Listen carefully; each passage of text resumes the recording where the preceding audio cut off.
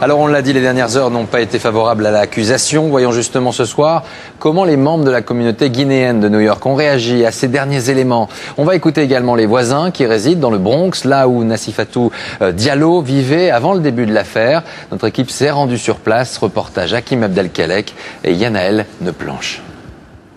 Elle a l'habitude de se retrouver ici. Un restaurant, repère de la communauté guinéenne au cœur du Bronx. Et lorsqu'on évoque Nafisatou Diallo, c'est désormais la même réponse qui fuse. Pas de commentaire. Et lorsque cette Guinéenne commence à parler de l'affaire, on a seulement appris comme ça, mais on n'a rien. certains se chargent de l'interrompre. Les Guinéens préfèrent ne plus s'exprimer publiquement.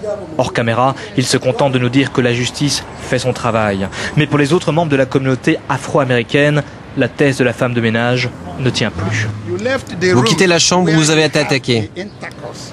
Puis vous allez dans une autre chambre, nettoyer, comme si de rien n'était.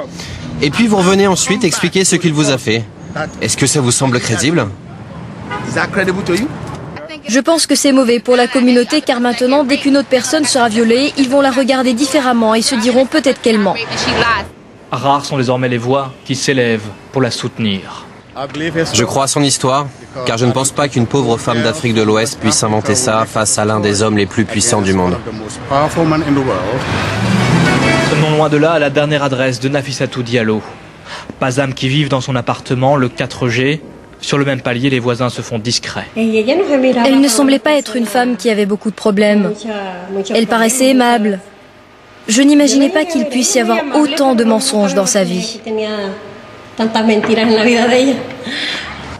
Chacun attend maintenant le prochain épisode d'un des feuilletons les plus rocambolesques de l'histoire judiciaire du pays.